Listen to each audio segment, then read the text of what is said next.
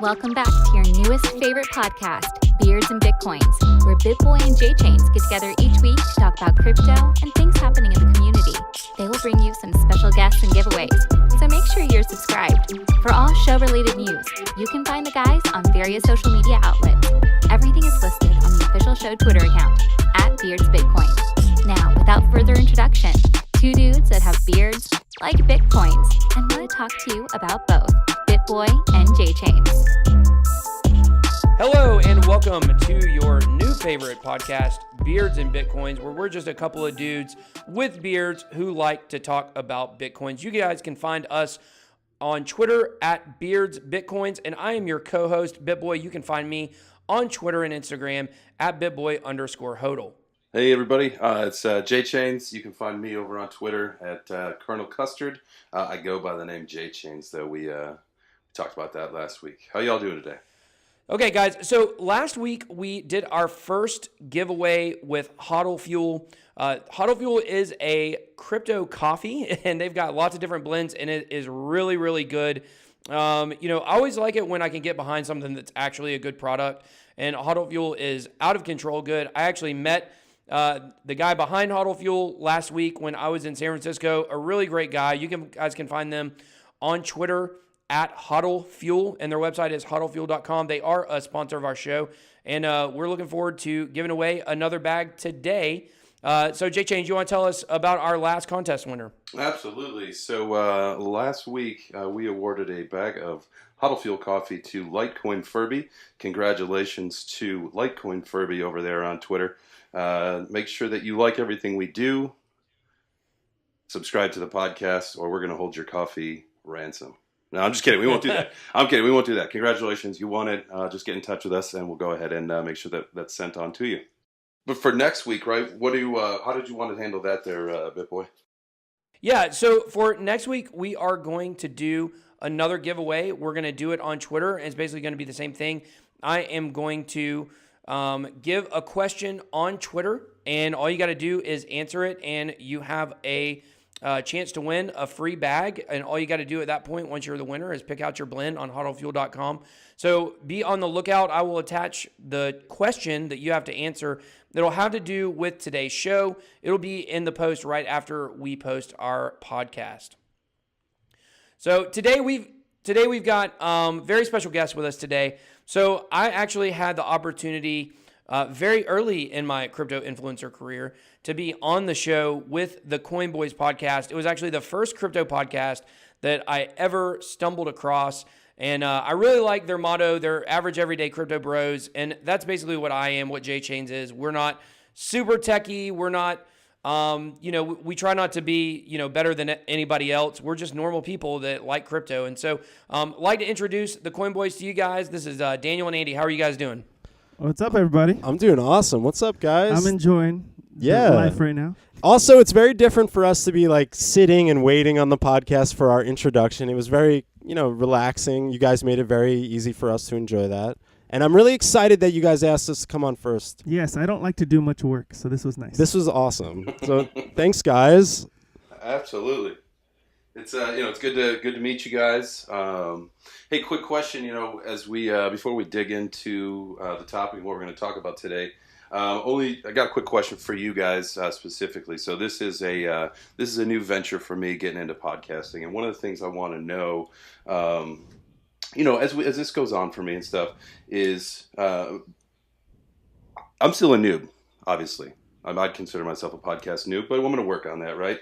And so, in your opinion, what's the most important thing that you wished you knew early on so that you could, do your podcasting in a more better function? Fashion. So I just want to chime in first because I've been podcasting for almost 6 years. And I could tell you the first one I ever did, I was not a podcaster. I work in entertainment, but I was never like a podcaster. I love podcasts. So what made me a better podcaster is honestly experience. The more and more you do it, the more and more you talk, and the more you talk to people and kind of get the idea of how your format works, the more comfortable you will get. I feel like it's a skill earned. People are natural. No matter what, there's people that can't talk on a podcast, can't be interviewed. That's true. But there's normal people that eventually can learn the skill. And I think podcasting it's talking, and you just got to make sure that you're being engaging, and that you're also, when you're interviewing, you're being engaging. I think that's the most important part. So practice and engaging. Yeah, one of the things that I know, one of the things that I noticed, because from past podcasts, is to have a format. Make sure you get your format down. Make sure you understand. Like, you experiment with your format. It's going to be growing pains, but also know what you're going to say ahead of time. A lot of people want to wing it, and it tends to get a little muffled, or it tends to get a little sidetracked. There's lots of different things that happen when you go down this venture. So one thing that helped Andy and I was knowing, especially during interviews, like who's going to ask what questions are we going to ask, things like that, and what are we going to talk about prior to that. Have ABC ready to go. Organization is what I would highly recommend. Like with podcasting, it's all about like, just, you don't have to like go crazy. You can make outlines. Just make sure you're being, you're kind of prepared. I think for when you're doing more of your like chill shows, like Daniel and I have very broad outlines, but for interviews, they kind of get a little tighter because we want to make sure that we're being professional and stuff like that. So, but listen, it's fun in the beginning. You're going to mess up, and that's the best part. That's the humanizing part of it. And that's why we're still average. Like, I'm still an average, guy. It's not like I'm a professional, but I have learned and gotten better. Yeah, you just got to Alan Thicket. It's growing pains, man. Growing pains. Yeah. It is. It's growing pains. But does that make sense? That's my best advice, or how I think to approach it. Absolutely. I appreciate appreciate that, and I look forward to Jay Chains. In like 6 years, you're not going to have a podcast. You're going to be on the Tonight Show. Freaking, that's what I'm talking about. The main guy. You're going to be, and then you're going to say, you know what? The Coin Boys really taught me a lesson back then. Look where I am now. I'm the host of the Tonight Show. Yeah, and I'm going to bring you on and humiliate you. It's going to be really funny. So yeah. Anyway. I really like your advice of that basically you have to be able to like to talk, because in the 4th grade, I actually won the Big Mouth of the South award as the 4th grade superlative because I like to talk too much. So, but in all seriousness, Big Mouth of LA is a different kind of award. It has nothing to do with talking, especially with that. But nice. Family friendly. Where's my BitBoy Urkel meme? There you go. That's funny. Well, guys, today we're so happy to have them on, and like I mentioned earlier, we are doing a contest for the Huddle Fuel. I forgot to mention what the contest is. We had already decided. It's actually, we're going to be doing a meme contest. So all you're going to have to do is drop your dopest and dankest crypto meme on the post. So you guys go ahead and be getting those ready. So today what we're going to be talking about is we're going to be talking about how to protect the crypto community from toxic people or ideas. And so that's really what our podcast is all about. As you guys who've been listening for a few weeks know, we really like to talk about community. We think it's super cool. The more I go to these conferences, I was just out at Litecoin Summit in Block World on the Busto Crypto Influencer Retreat. It was really, really awesome. And the more I get to know this community, just the more that I love it. And I think that one of the dangerous things about any community when it's so small is that eventually it's going to have all kinds of toxic ideas that start to infiltrate it. And I really thought the Coin Boys would be a great, some great guests on this, because I know that you guys are really big on community, and also, you guys really push for adoption and use case and things like that. And some of the very ideas I want to talk about today, such as people being obsessed with price and Moon and Lambo and things like that, you guys try to fight against that. So what are your just kind of initial thoughts about protecting the crypto community and how that plays a role in the future of crypto? Well, this is a new space, brand new space. So those who don't learn from the past are doomed to repeat it. Those who don't learn from history are doomed to repeat it. We've seen revolutions in the past. We've seen technical revolutions in the past, and we want to learn from those mistakes. Some of the mistakes that I've seen are allowing the media. It's twofold. The people just get really lazy, have gotten really lazy when they're doing their own research, when they're reading news articles in general. They stop at the headlines, and that's how you get it clickbait. That's how you get a lot of FUD generated just because of the headline. Like right now, I'm looking at a Bloomberg article. Bloomberg, all right, and the and it's from today, and the title says, "Hackers are targeting Bitcoin with a leaked NSA software tip," report says. That's the title. But when you click on it, basically, yeah, there are some hackers, but they're mining. They're not hacking Bitcoin. It's kind of like it's really fuddy, this particular article. So you, as a consumer, need to definitely do far beyond just the title. You have to read the article. Sometimes I'll click an article and the article is less words than the title. Let me ask you guys something. How many times do you think someone has read an article headline and then made that their tweet immediately without reading the article? That probably happens 1,000 times a day. Oh yeah. Yeah. Especially on the CT. It happens a lot. Yeah. But The just CT, link yeah. if you link it though and give credit, then that makes more sense. But if you're just like and if you've read the article and there's a reason you're sharing it, I do it, but I share the articles I read. So I think BitBoy, we kind of are about being careful of what you're reading. Also, yeah, we don't talk about price and stuff, but we also want you to do your research because we're not saying, hey, everyone should invest if they want to, but we're not going to tell you what to, but just make sure you're well educated, and Yeah, we don't talk about price. Mainly, that spawned from a little bit of we don't do technical analysis. We can't tell you anything. I don't and people who have not been trained in this, people who have not done this for years, don't know what they're talking about. And so I didn't want to be one of those people.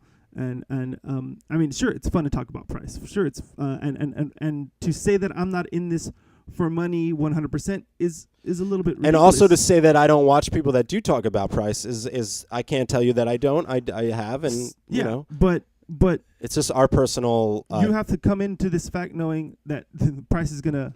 Right now we're in a bear market. Price is gonna suck for a while, or price will go to the moon. But the point is, if you believe in this, if you're just doing this for money, you're in this for the wrong reasons. Mm-hmm. What is the moon line?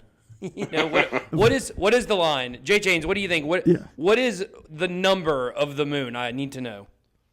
Oh man, I don't know. It's such a tough call. I don't know. Here's the thing. If Bitcoin does its thing, if cryptocurrencies do its thing, there will be no moon line because money won't.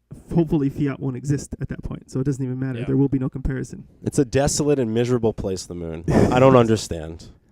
It should be something. Well, you prefer something Mars, nicer. I believe, correct? Andy? Well, actually, just to correct myself, I think Crypto Breakfast was the first one to land on Mars and go the other direction. So I will support When Mars at all times. Well, Yes. there must be a German flag up there then. There probably is. Definitely is. But yeah, you know that how I mean that's kind of like our approach, and we think that we hit a niche approach, but it shouldn't be niche, right? Like it really shouldn't. Yeah, and that's like this is the second part of this. Like it's also on us. It's on us as content creators. We have to take 100%. We have to take a responsibility of not creating fuddy titles like I see on YouTube and on Twitter and on Medium and all these other things. It's like it's not. We can't do that. That's being irresponsible on our end. So our titles are not eye catchy when we put out a podcast or anything like that. But we're hoping that people will go in and listen to the content, or at least somebody will listen to a content and spread that to others. Say, hey, listen to this, check this out, so on and so forth. Yeah, well, on YouTube, it's really hard because there's so much saturation already. And, a lot of the bigger YouTubers I've talked about, they actually spend more time coming up with their title than they do coming up with their content sometimes because it makes that big of a difference on who watches, Oh, yeah. And it's huge. Yeah, sure. What's- You're trying to make they're trying to make some. That they're trying is to make money. that is 100% a total YouTube thing, and I agree. I mean, I watch gaming videos that have the same. I remember when I was a gaming podcaster, I made thumbnails, but not like tricky things, but just like it would be like in big words and stuff. It's not. But that's kind of YouTube's world. It's definitely not easy to not do that. But it's kind of like one of those things where you have to decide what it is that you're willing to fight for. Like my example would be Peter Dinklage. Everybody knows Peter Dinklage. He's on Game of Thrones. Tyrion Lannister, a remarkable character. He just won an Emmy, and he fought hard, and he fought very hard, fighting against taking those stereotypical little person characters. He had to turn down countless elves, countless dwarves, countless anything, because he wanted to be taken seriously. So, and look at the quality that he's at right now. Look at what he's doing right now. He's an amazing, amazing actor. Nobody's going to question him on that.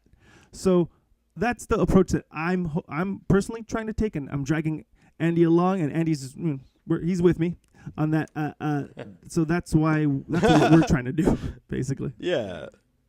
But Well, and I think I think you guys bring up a good point about about FUD, and it really works the other way too. It's not just with FUD headlines; it's also with positive headlines. I feel like so many people in crypto, and I feel like this is a huge problem.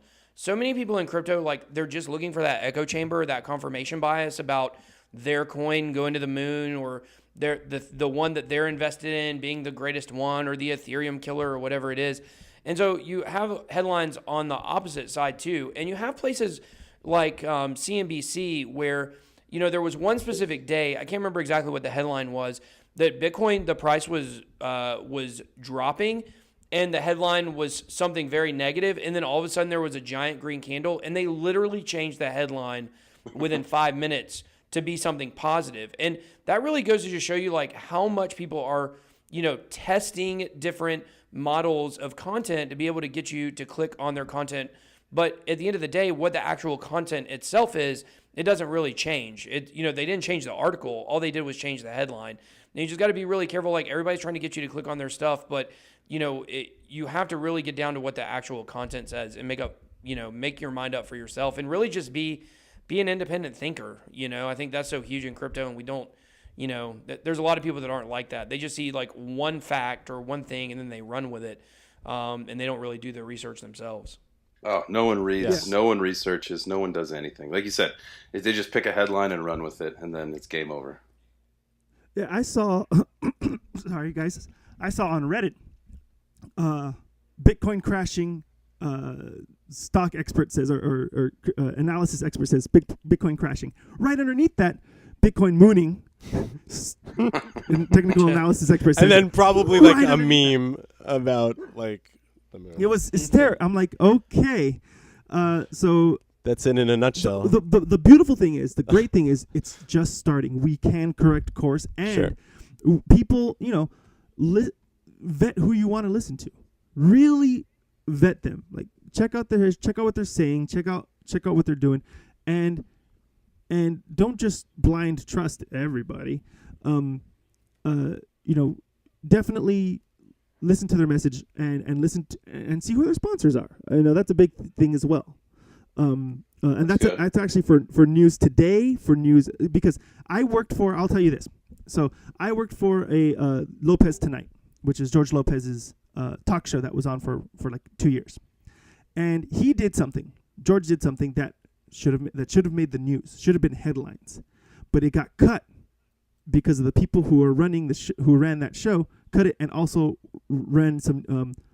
The people who were running that show also run some a very famous news thing that everybody kind of looks to and trusts nowadays. So they're able to squash stories because it hurts their brand. It doesn't really help them. So the beautiful thing about being in this crypto space right now is everybody can choose to be independent. Everybody can choose to be decentralized, and you can really vet each other right now. Wow, Daniel. There's that news right there. Damn, Daniel's got the passion today, guys. I'm bringing it in. He's bringing it in. He's bringing it in. That's actually very good point. Very good, valid points. Yeah, wow. I was like, just let it go. Trust but verify. Yeah. And I wouldn't have said it if I still cared for George. So right. So okay, so we've talked a little bit about the different aspects of the news and headlines and price predictions. What do you guys think are some other kind of toxic things that have crept into the crypto community? And one thing before you answer that question is, our community is really so small, and that's what I think a lot of people don't understand.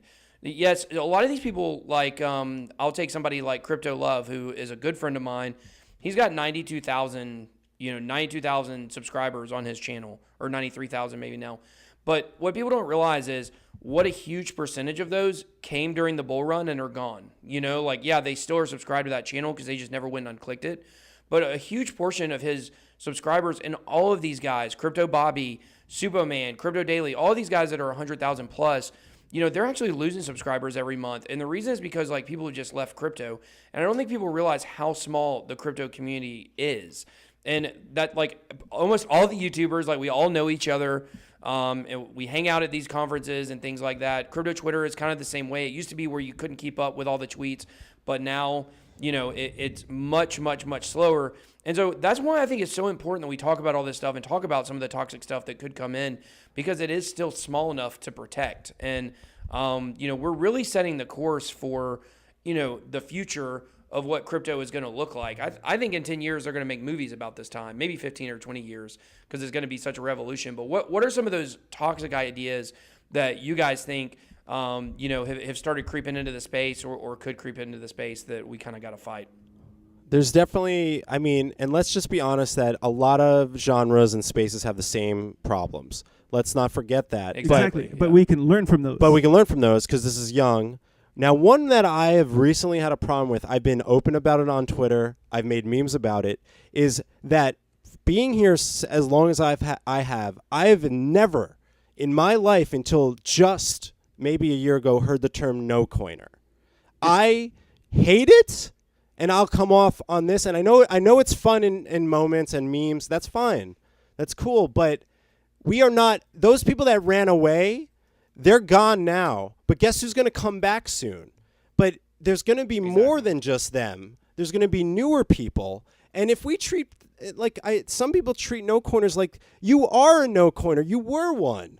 Like, who are you to call someone else a no coiner? You also didn't know about crypto before 2017. How dare you be in, I feel like it's like, come on, it's fun, but let's call them normal people and help them understand the space a little easier. Because you know what? Let's bring Moon back and all that. When someone that doesn't understand the space sees all this stuff, like, what are they going to say? What is Moon? What is all this stuff? And then you just got to explain it. But that's not what they should be like. How do you use it? What is Bitcoin? And where do I find it? The first thing they should see is educational stuff, but that's going to be hard. And I'm guilty. We make memes, but we also offer positive and but I'm making memes about people calling people no coiners. So there you go. What do you guys think of that? I came up with a new term this week. What's non-crypto bros. Non-crypto bros. It's a little nicer. There you go. That's so much less elitist than no coiner. Yeah. and of course, if you're what a is female, non-crypto bro cha-cha. So I want to ask you guys, if somebody went up to you and called you a muggle, how would you feel? it would be kind of silly, I guess. It would be absolutely silly. So if you come to somebody and call them a no coiner, they're going to look at you stupid. Yeah, so that's the funniest part is that calling them a no coiner, their eyes are going to go in 8 directions. So they don't even know. Really, they're just like, what? Is this guy crazy? What is he talking about? No coiner. So anyway, but along the same lines of Andy, absolutely welcome people into the space. Yeah, I just think there's more. That's the problem. Bottom line, forget the no corner thing is letting new people in and trying to help them understand it a little bit better than being confused about it. Vocabulary means nothing to them because it's the same thing as calling somebody a muggle. And just to add to that is that I do remember in 2017, in the early days where the market was starting to get crazy, people were coming into the space and people were helping people.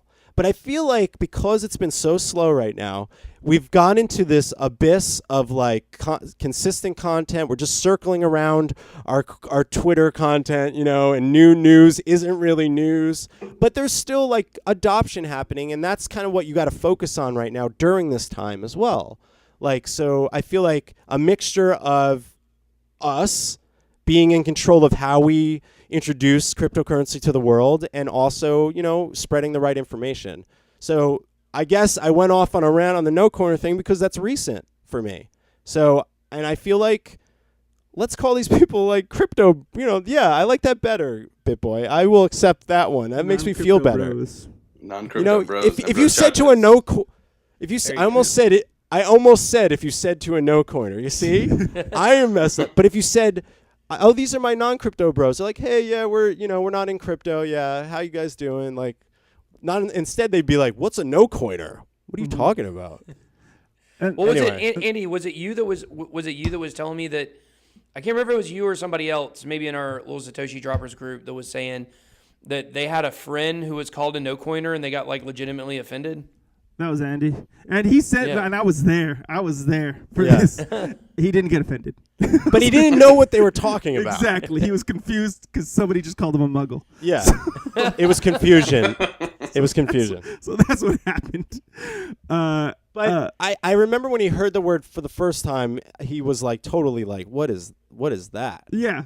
Because he was like, this is stupid. Yeah. So, So there's like this, we're going to have to open up the doors to the crypto Twitter eventually, you guys realize. Like everyone's going to have to open those doors to the world because it's going to happen. Everyone wants the bull run, but you got to take responsibility if you're, especially a content creator. Make sure that we know that everyone's, But I the one thing I can't take away from Twitter, the crypto Twitter and maybe crypto in general, is there is a comedy side to it, and I appreciate that so much. So that's the other fun. thing. Have fun with it.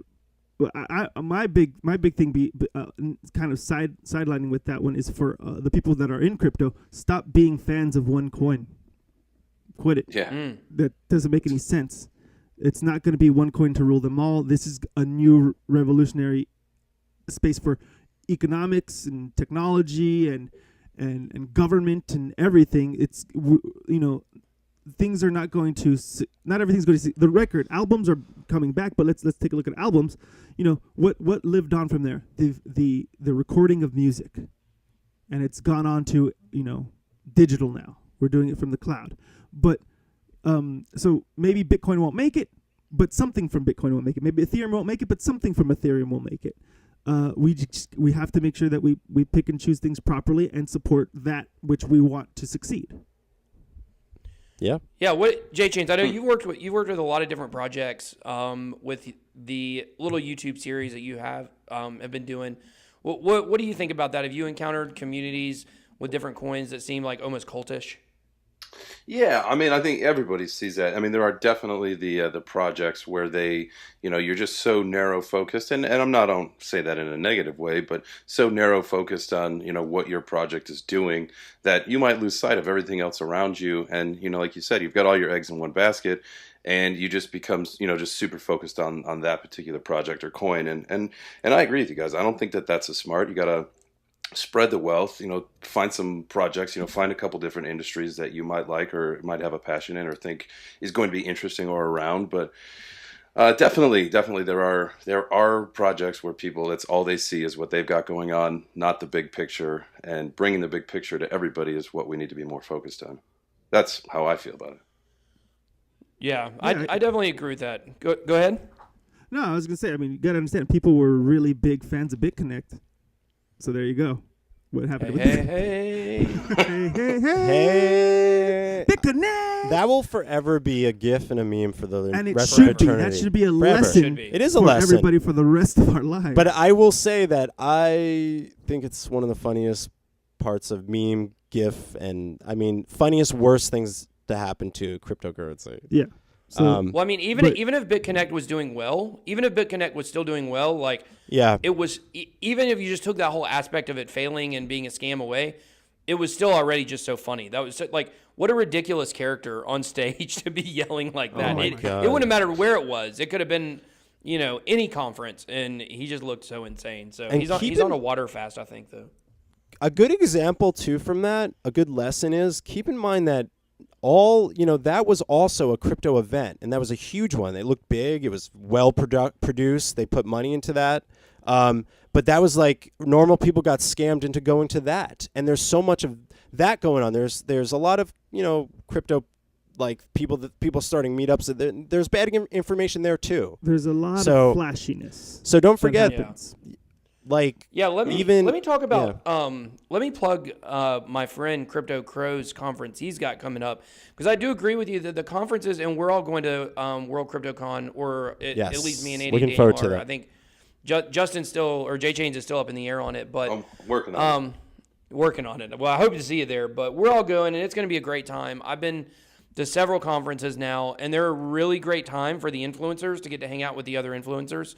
But as far as the actual content of the conferences themselves, like, it seems like to me that they're almost all money grabs. And that's a really, really bad space for, crypto to be in, where all these places are charging, $2,000 for a ticket. And what ends up happening is everybody is like either an exhibitor or influencer, and there just aren't a lot of people attending. If it was in the bull market, then there would obviously be a lot more attenders there, but they're just trying to squeeze every dollar out of people who come to these events. But my friend Jason Appleton, you guys may know, is Crypto Crow. He actually has a conference coming up in Cincinnati. It's going to be, I believe, February 18th and 19th, or 15th and 16th. It's sometime in February. And Nice. it's only going to be $20 per day, so it's 2 days. Great. So you can get into the conference for $40 total for both days. The first day is more like, I think, geared towards people that are already in the space, and then the second day is geared towards beginners. So for $20, you will be able to go to a conference. And his whole thing is he's seen what a money grab all of this is, and he wants, like, I really respect what Jason does with Crypto Crow, because he really tries to push like use and adoption. He's looking at this conference as a way to bring people into the space, not a way for him to make money. And in a lot of ways, like if there is more people in crypto, then all of us that are doing crypto for our jobs will benefit from it. So, I think what he's doing really cool. Wanted to talk about that for a second, considering it's really on topic. That's pretty awesome. And you know what? It kind of reminds me a lot of, it reminds me of Voices of Blockchain in Chicago, where I happened to meet you, BitBoy, when they were talking about that. And originally, when they were setting up the show in the beginning, they said it wasn't a pay to pitch. So anybody that was up there on any of those panels, anybody that was speaking, they didn't pay to get into that position. So you couldn't just be pitching to people that whole time something that they don't want to hear, shilling. So I like that. I like that idea of, let's make it reasonable for the consumer to come and check it out, but don't make it something where someone's just going to cram something down your throat and make you try to buy something. Yeah, and I actually want to. I think, BitBoy, you hit it on the nose. Is that affordability for these things have to be addressed, because $20, $25. I went to Coin Talks. We had some big speakers. The production was pretty high, and guess how much the tickets were? $24, to go. Which is reasonable. And the fact that they were recording it, and they were nice to have a live audience, and they weren't charging an arm and a leg.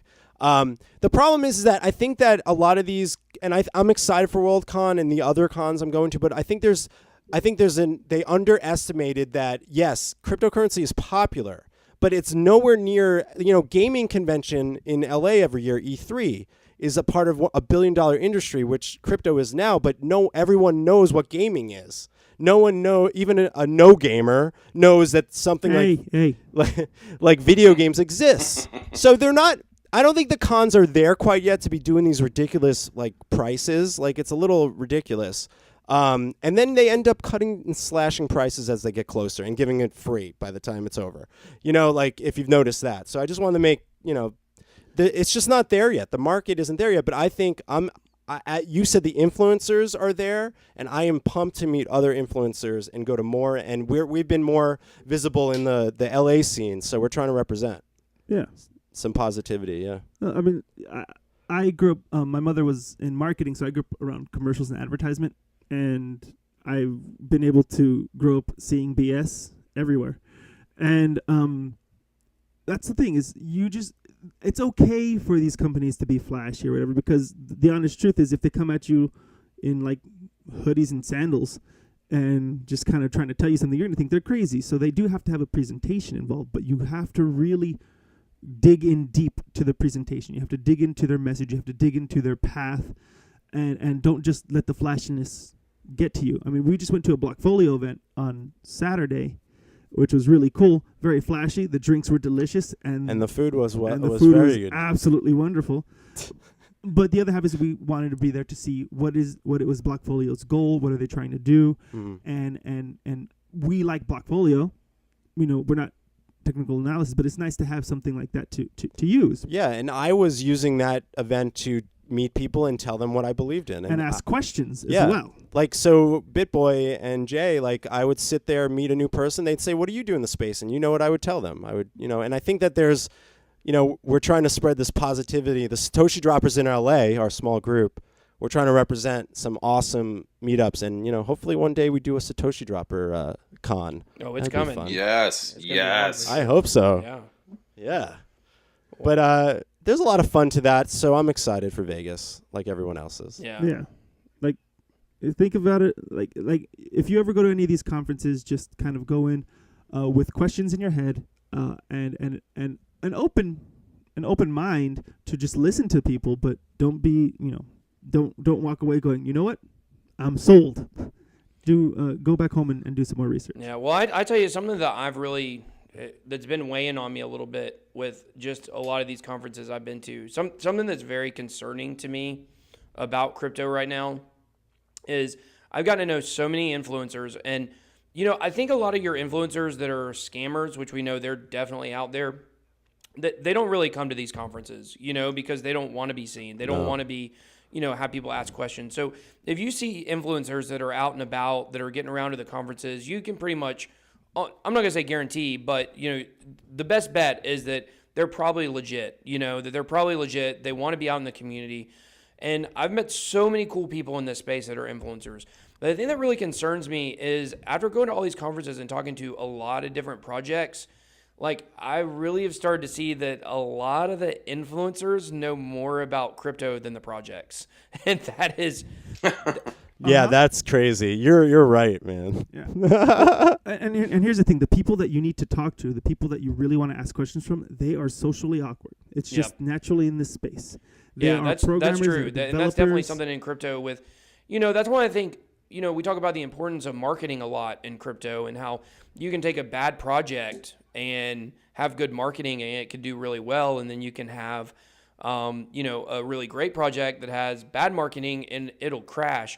And so the mouthpiece and the representation that a project has at these conferences is really everything. And if the best that you can tote out is somebody who doesn't know that much about the project, then what does that really say about your project, Yeah, I think we see a lot of that, though. I mean, with some of the altcoin projects that are going to go away. I had seen something, or some guy had gotten into the space. He wanted to take his business onto the blockchain, but it really had no business being on the blockchain because he was just trying to capitalize on the movement, right? Well, things were all right in the beginning, and then it just kind of went south, and there was just no way to salvage it. There's no amount of marketing that you could do to salvage a project that shouldn't be salvaged. So, in some regards, I totally agree with that, and in some, in other regards, it's one of those things where these scams that you're speaking about and projects that really don't belong in the space, like they just need to shake them out. Yeah, and I think that's what we're going through right now. Yeah, there's one particular influencer, nice guy. I met the guy. I'm not going to name him, but I don't know what he does for this space. Every single one of his posts is like, this is where I am now talking to these people, but says nothing about the project, nothing about the inside. It's just he just has nice videos and nice pictures. I once was at a meetup, and I won't say names, and there was apparently a big person that was popular. BitBoy. And well, this isn't you, BitBoy, because you're, you talk to people. We said popular. So what I'm saying is, so I met this guy, and when I got the chance to, talk to him, I said, and we were in a group, I said, what do you do for the space? He's like, yeah, I just make these YouTube videos that are kind of popular. I was like, but what do you do? Like, what is your thing? And he couldn't answer me. That's crazy. Yeah. And I was like, and he like kind of froze up, and then some other guy just started talking to me. I was he was socially awkward. It was social. I was like, the guy couldn't even tell me what he like promoted. I remember that. It was really strange, and I take. He had a camera. I take pictures. I don't know what that means. Tell me what you do. Yeah. All right. I actually have a new category. I have a new category for what I do. When people ask me, I do edutainment. Edutainment. All right. I do education, but it's entertaining. You heard it here. Rolls off the tongue. Yeah, edutainment. I like that. That one works. And basically that's right now. You can be several different kind of people in the space. You can be a developer. You could educate people, or you could just be a technical analysis, which all of them are needed. All of them are definitely needed. Technical analysis even, but hopefully there's some sort of history on their technical analysis, so that way you can kind of make sure you're following the right person or people in regards to that. That's yeah. So one thing we haven't talked about at all, which I think is a huge, obviously the absolute most toxic thing in the space that we haven't even touched on are the scams, the hacking, the scammers, the ETH giveaways, basically all of that stuff. Man. So what airdrops? Yeah, airdrops. That's another. Airdrops, I think that's something that can just kill a community. Yeah. Just could kill it. I'll tell you, I never heard of the word airdrop until 2017, and like where it was mainstream, and people were on Twitter like, "Sign up for the airdrop." There were airdrops every day. I felt like I was in a war zone on Twitter. It was crazy. Well, that's that immediately was a red flag immediately when I started seeing that happening. Well, and that was me. because because of a shift in the way that people were doing ICOs. You know, I mean, that's I understand, why they didn't but exist, you know. I'm not saying that there's bad. There are good airdrops, but they're technically scams. They can be. Well, So, I'll never do just another saying. one because that's how I got hacked. So I'll certainly. There you go. I'll, you yourself know. Yeah. Oh no, I know. I think that. Yeah.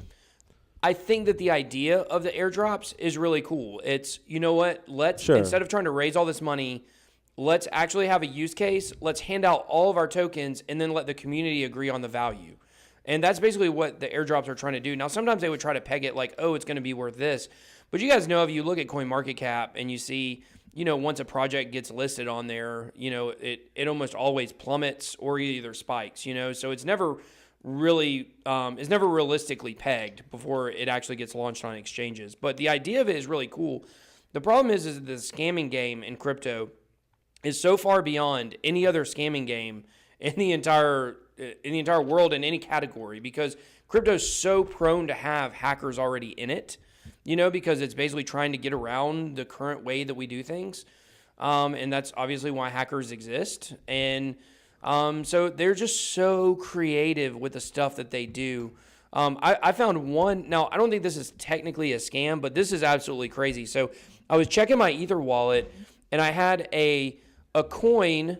I won't name it for the simple fact that that's all they want is the notoriety from it. But there's a coin that was deducted out of my account. Somebody had taken 100 of them out of my account, but it never actually even existed in my account. And it's like this weird way that they figured out how to like tweak the code on transactions to show something coming out of your account on my Ether wallet that was never there. And the whole purpose that they're doing is just they want you to see it and be like, what is this? And research it and go to their website. The whole premise is, I guess, like free marketing for them. And it's like the stuff that people come up with to do is absolutely insane in this space. And it's like, well, I found for my case, I got fished basically. And I lost about $2,400, but that was actually probably about $8,000 worth of investments that were down, you know? And, I lost all of that. And, you know, it was my own fault, but I had judged the crap out of people that had been hacked before. Like, oh, how could you do that? How could you let these people in your account? But they're so sophisticated, it's easy. It's actually easier to do than you think. And you don't want to be on my side where you're feeling judged because you judged other people. So, Yeah, go, sorry, Jay. Oh no, I was just kind of agreeing to that. I mean, that's tough. Yeah, no, here's the thing. Very simple. If it's too good to be true, probably is. Also, you know, we talked to John McAfee. John McAfee even got scammed, and he's definitely not somebody who's new to the space at all. So it's gonna happen. We are still in the early stages. People are gonna, no matter what you do, maybe you'll get hit by something. But there are things that you can do to protect yourself, and if you're new to this space, learn those things. Like never give your private keys out to anybody else. If it's one of the big red flags to me personally is if they're offering you extra coins when you sign somebody else up and have them invest. That sounds like a pyramid scheme to me, and quite often it is, depending on the project. Only invest whatever you're willing to lose. 1, 2. If you can't get in on the early pre-ICO thing, don't worry about it. That's actually a good thing, because how many pre-ICOs have been sold and nothing has come of them? You know, those people are losing money as we speak. Wait till things prove themselves. Wait till things come in. Wait till the market regulates, and then jump in when it's a bit safer for you. That's my big advice to new people coming in. But when Moon though? When Lambo, when Lambo. Tomorrow. When Moon. Just sell your when house, guys. Yaris. We should just turn this into something else, like a food show. We should just stop talking about crypto, huh? Just kidding. Here's the thing. it's all about learning, education. Right now, it's we're in a time when anything can happen and everything can happen. Dreams are being manipulated and dreams are coming true. I think the same aspect. I think the other side of this, guys, is that we're dealing with internet here, and with internet comes hacking with any kind of programs, and and then yes, it's true. The blockchain is kind of sort of untouchable, but the apps that connect to the blockchain and the services that connect to the blockchain as third parties, or like whether it's an exchange, a hot wallet, those things can be hacked. And they could be manipulated. Now, like McAfee's wallet, he says, can be hacked now, but you can't get the money because it's his hot wallet's different. I mean, look, CoinCheck took a huge hit. Was it this year or was it last year, I guess? I think it was this year. It was this year, just the beginning of this year. Poor, innocent people believed in CoinCheck, which to me is the Coinbase of Japan. So, just to say that you think Coinbase is protected, I don't think anyone's protected right now. So the best place is cold storage, in my opinion. And if you have to trade, you put in the trade money you need. But cold storage is the only thing I could recommend to be safe with your crypto and not get hacked. Yeah, I think Coinbase is actually insured. Coinbase is the only one out there that is insured. I think it's $250,000. Well, CoinCheck paid back their people.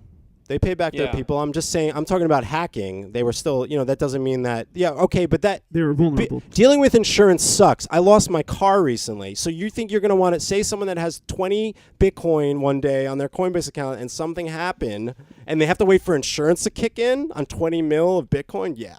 Yeah, we'll see if Coinbase is got insurance on all this Bitcoin money. Banks were insured. I'm just saying, no one is safe also. right now. No one is SAFU, as they'd say. But they are getting better at security, though, BitBoy. I will say that. They are. In America, I feel like our exchanges are, at least Coinbase has been technically safe. There's been some, insider things we're questioning. Right. But, Yeah, and also this space isn't user friendly. It's Also- not very easy for everybody to get into this thing, so there's a big learning curve. does anyone remember Bitcoin? Oh, The yeah. double I Bitcoin? Steven Seagal, right?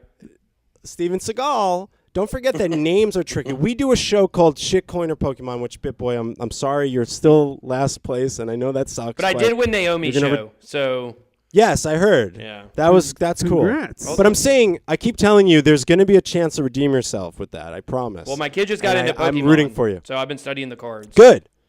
But the point of the show is obvious. It's like some ICOs sound like Pokemon, which is kind of scary. The people. This Bitcoin Names you have are Bitcoin confusing Cash, too. Bitcoin Private, Bitcoin Dark. There's Diamond. Green.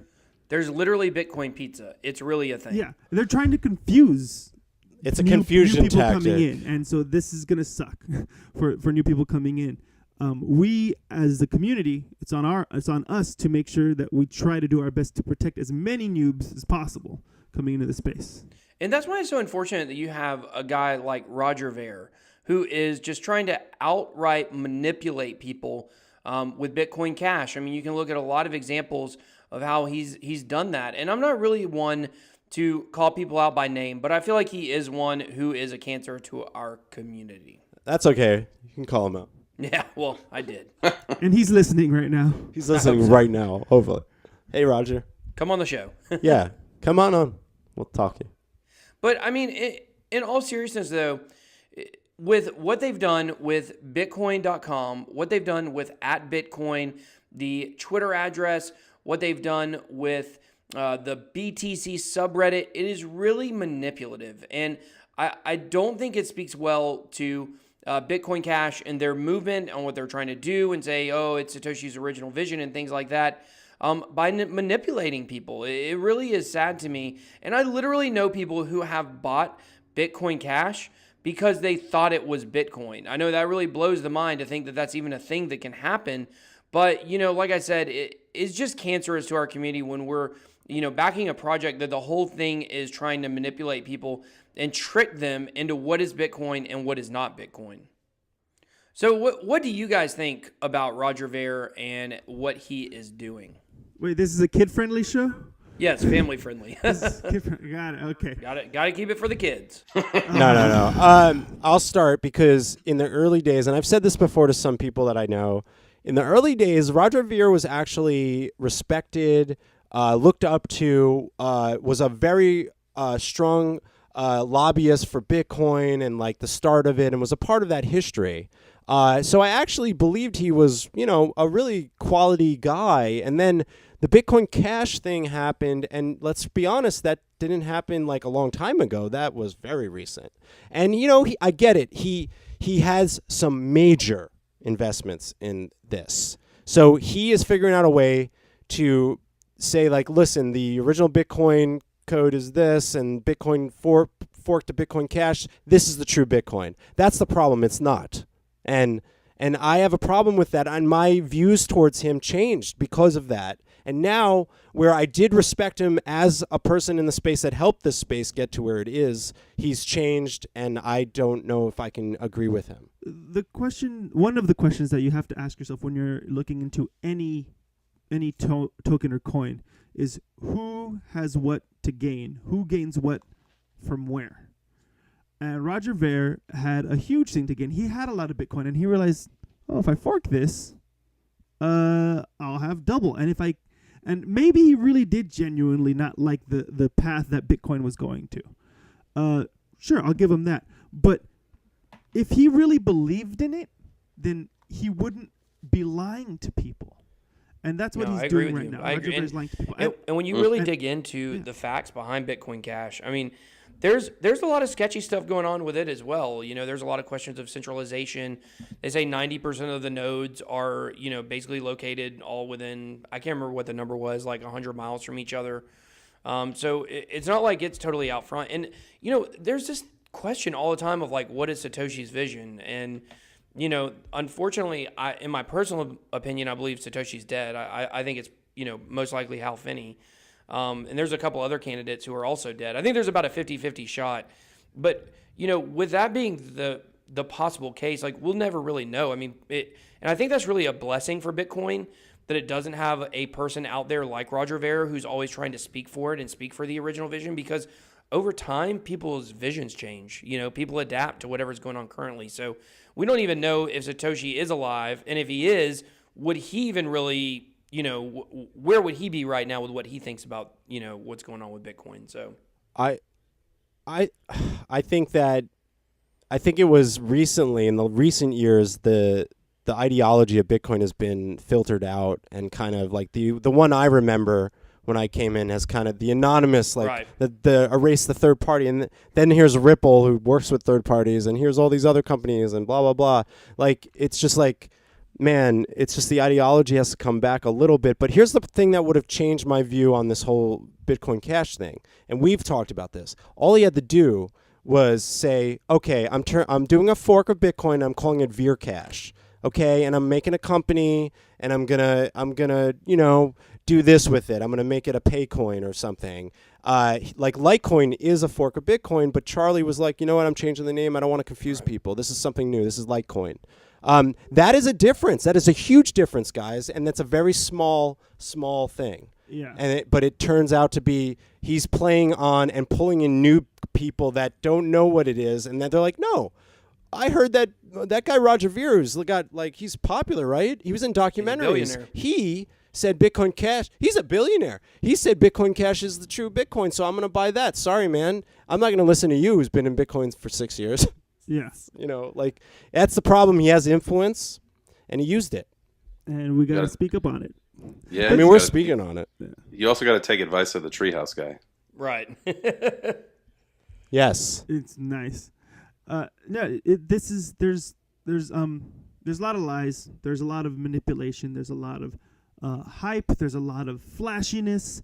There's, we're still not out of the darkness yet. We're still not out of the. But we're still not out of. We're not in the clear yet. I watched an interview with him, and I was so disappointed that they didn't even at least attempt to ask the question why you did that. And I know he's been asked it, and he has an answer. He does. Somebody I know just recently interviewed him, and I was like, they're how could you "Oh, just I think avoid Bitcoin Cash that is gonna question?" Take over Bitcoin. You know what that tells me? If you interviewed him and you don't at least ask him that question just to get, because he has a point of view on it. Like, he'll answer that question. Okay? He will, but if you're going to ask him questions, make sure you ask him why. Because if we have him on the podcast, but I don't know if we will, we'd ask him why. But remember, I'm gonna rip him. maybe. But remember, someone once told me you would shake the hand of a president you don't like if you met them in person, right? No. But it's a saying, Daniel. But what I'm saying is like if I saw him at a conference, I'm not gonna like throw eggs at him. But we could do things with our point of views, just like Roger Ver's trying to do to confuse people. So that's pretty much the bottom line. Yeah, it's we're in a fight. We're in a war. We're in everything. We're in a war. We're in the Wild Wild West. We're in a new revolution. We're in all the whole shebang here. So there's gonna be good and bad, and the point There's is going to be shebangs. You I know, love shebangs. there'll be plenty of shebangs, guys. You might- Promise. We like shebangs. So- We do. Shebang. There's been many of a shebang. Yeah, I'm like it's gonna be.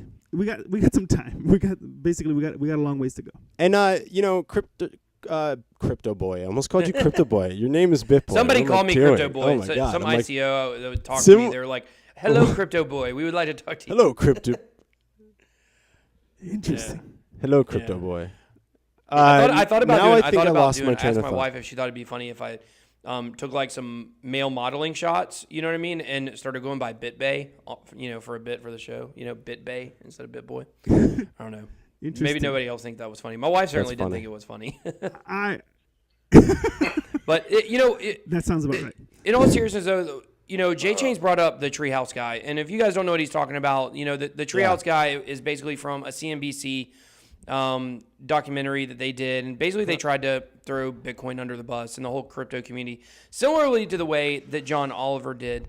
And just a last kind of thing to wrap up this topic for today's show, you know, it seems like the thing about like crypto Twitter and the crypto space is everybody wants to be taken seriously. You know, like we all want to be taken seriously in the space. We don't want people to think that crypto and Bitcoin is a joke.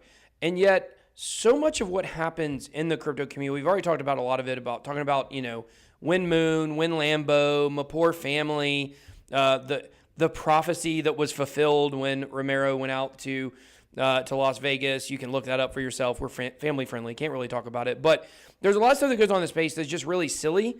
And there's an aspect of it that, like, there's a part of that that's fun. But then there's also a part of that where it goes too far that I think is toxic and does make us look bad. So what do you guys have? You guys have any, you know, final thoughts on that and how we can kind of be taken a little more seriously as a crypto community? Yeah. Basically, the only thing that in order for us to be taken seriously, we have to be the ones to put that foot forward. We have to be the ones to come out and really educate the people, because the first thing that I tell that when I say, "Oh, I'm into Bitcoin," they're like, "The drug one, the drug money," and I was like, "Nah, not exactly." So we have to take our licks. You know, people are gonna put us down. People are gonna do whatever and say that we're crazy, or say that we don't know what we're talking about, or they don't understand. We have to be prepared for that and hold them by the hand. Not give up, not get frustrated. That's a big one. Don't get frustrated. And just when people are ready to listen, or if you have somebody's ear who is genuinely interested in it, do your best to tell them, to guide them, basically. Because that's the only way that we're going to be able to change minds. That's the only way that we're going to get people on board. America, the states are probably going to be the hardest one to get certain areas of the country on board, because we're in a lovely economy as far as they're concerned. We're doing fine. What do we need this for? And I don't trust it and all this other stuff. So it's going to take a little time here in the States, but it's not that difficult to convince other countries that are in hyperinflation to come on board, because they've been dying for something like this. And my final thought goes out to all the developers, all the GitHub people that are working their asses off to actually create this technology for us. And don't forget, influencers out there, that these people, maybe they're not on Twitter, maybe they're not on Reddit, but there's guys and girls that are coding this technology so that we could one day see it adopted. So don't forget the developers. And I've interviewed developers because, yes, it's technical to understand them. If you listen to like a technical blockchain development podcast, you're not meant to because you don't really understand it. But remember, they're working hard too. And I just wanted to leave people to remember that. I think we forget about the developers sometimes. So cheers to them. And a great topic, by the way. Or developers. Yeah, cheers to the developers. I like that. Yeah, the people behind the scenes. Yeah, I mean, how many people talk about the projects, but what about the people that are actually like doing the code and working their asses off and probably not getting paid very well? Some of them. And that's the stuff we can't do. Who knows? That's the stuff that's where I'm limited. Like, there's pretty much nothing in crypto that I can't learn and learn how to talk about. Like, I don't do TA on my channel, but if I really wanted to learn it, like I could learn it. It wouldn't be very hard. But the development aspect, that's the one piece where I have to rely on people. I have to rely on people to give me information. What would you call your chart? I gotta stop you. What would you call your chart show? Because I love show? your titles of your shows and stuff. Yeah, what would your chart show be? I don't know. That's a great question. Charts and charts. Bit charts with I don't Bit know. Boy. No. Charts and charts. I like it. Charts. Yeah, charts and charts. That's what I'd call it.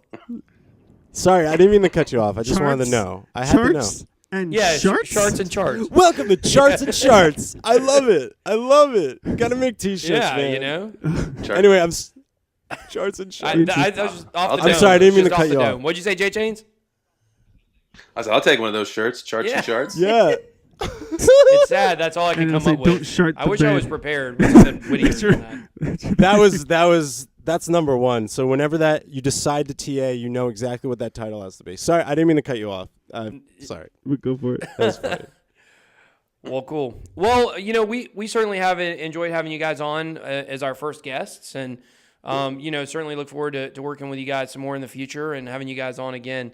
So, my final thoughts for today's show are just remember, if you're out there, this community is small, and that if you're listening to this podcast right now, you are part of the community, and you have a responsibility, in my opinion, to protect this community. If you're in it, you have a responsibility to protect it. And that's really how we are going to make a dent in this movement that we're trying to do called cryptocurrency and blockchain. This is how we're going to get to mainstream and adoption, is through continually pushing the message and lifting each other up with positivity. So that's what we want to do on this podcast, is really help build community, spotlight some of the things that are really important that we need to continue to push for, and things like that. So what about you, Jay Chains? I mean, I'd echo what all three of you said. Andy and Daniel, you guys brought some great insights into the show today. So thanks for being here. It's No problem. it's just one, like you said, man. Just take care of the community. Let's all look out for each other. No scamming, no scheming. Let's advance crypto. Let's advance blockchain. Let's give it up to the developers. Let's get the projects, and then let's just get some implementation of all these projects that we've been watching, for the last couple of years. Let's get them going. Let's start this economy. Let's start this new way that we're going to live, and the way the world's going to be. And I look forward to it. And if it's a couple of years from the road, whatever. Let's take care of each other and do it right. Absolutely. Amen. Well, hey, real quick before we go, will you guys just the Coin Boys? Will you guys tell everybody where they can find you at? Yeah, we actually, our website is really easy. It's thecoinboys.com. There's actually 3 buttons there for SoundCloud, Google Play, and iTunes. And of course, you can go to our partners page and click the double B, BitBoy Crypto, and you could check out BitBoy's YouTube channel through our website as well. He's thanks for having us. And of course, on Twitter, it's Coinboys Podcast, and Instagram is Coinboys Cast. We have fun on Instagram, that's for sure. Yes, fun on Instagram. Twitter is a little bit more Strictly informative. business. There'll always be our updated our updated episode for the week is always pinned to the top of the Twitter and with all the links.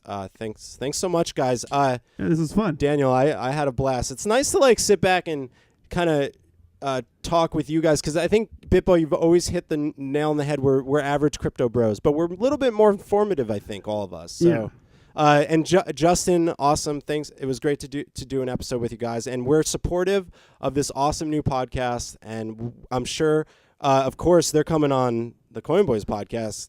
And I think, Justin, you're going to have to play Pokemon or Shitcoin. So You got to sit in for me. You're going to have to get ready. I'll do it. It's gonna be fun. Yeah, Let me know. but you're going to have to, if he gets a better score than me, you're going to have to put it as like Beards and Bitcoins. You can't put his name because I need to be attached to a win in that game. But however, if he loses and does worse than me, There's a tournament if he coming. does worse than me, I'm going to need his name on there. So That's gotcha. I will say this, that the whole idea is that there will be a round robin tournament before the year I'm is coming out. for it.